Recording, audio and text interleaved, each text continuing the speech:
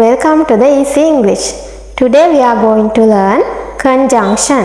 අද අපි ඉගෙන ගන්න යන්නේ conjunction ගැන.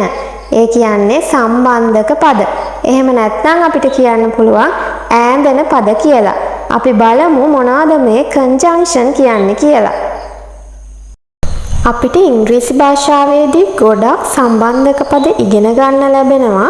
අද අපි කතා කරන්නේ conjunction කිහිපයක් ගැන විතරයි. සම්බන්ධක පද කියන්නේ මොනවාද කියලා අපි දන්නවා. පද කිහිපයක් එහෙම නැත්නම් වාක්‍ය කිහිපයක් එකට එකතු කරන්න එකට සම්බන්ධ කරන්න තමයි මේ සම්බන්ධක පද අපි භාවිත කරන්නේ. අපි අද කතා කරන්නේ ඒ conjunction වලින් and, after, till, because, but සහ before කියන මෙන්න මේ පද කිහිපය ගැනයි.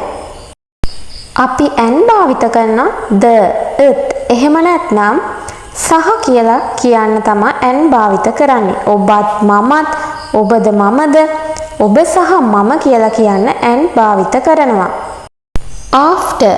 after අපි භාවිත කරන්නේ යම් කිසි දෙයකට පසුව, ඊට පසු කියලා කියන්න තමයි after භාවිත කරන්නේ. till කියලා කියන්නේ තෙක්, තුරු, දක්වා කියලා කියන්න till භාවිත කරනවා.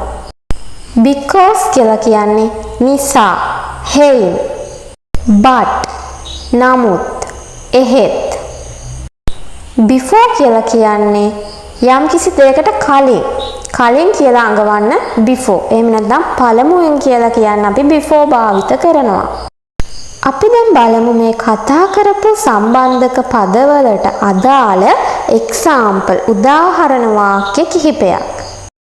I washed my face, hands and feet. ඒ කියන්නේ මම මගේ මුහුණත් අතුත් පාත් සෝදා ගතිමි. He is tall and his brother is short. ඔහු උසයි, ඔහුගේ සහෝදරයා මිටි කියලා තමයි එකෙන් කියන්නේ. The man fell down from the tree and died. මිනිසා ගසෙන් වැටි මැරුණේය. I can't do it because I am tired now.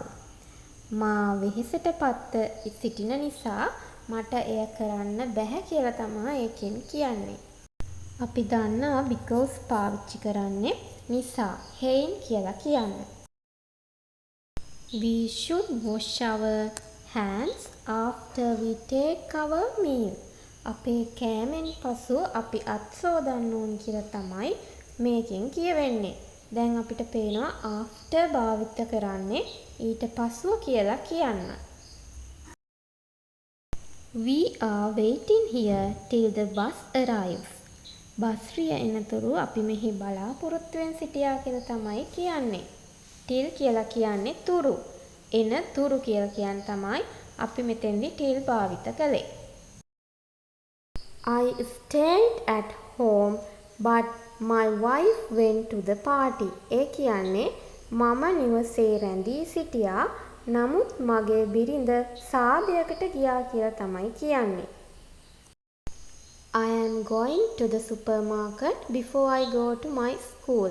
ඒ කියන්නේ මම මගේ පාසලට යාමට කලින් සුපර් මාකට් එකට යනවා කියලා තමයි කියන්නේ. අපි යම් දෙයක් කරන්න කලින් තවත් දෙයක් කරා එහෙම නැත්නම් කරනවා කියලා කියන්න වාක්‍ය දෙකක් සම්බන්ධ කරන්න පාවිච්චි කරන්නේ before. before වලින් කියවෙන්නේ කලින්, පෙර කියලා.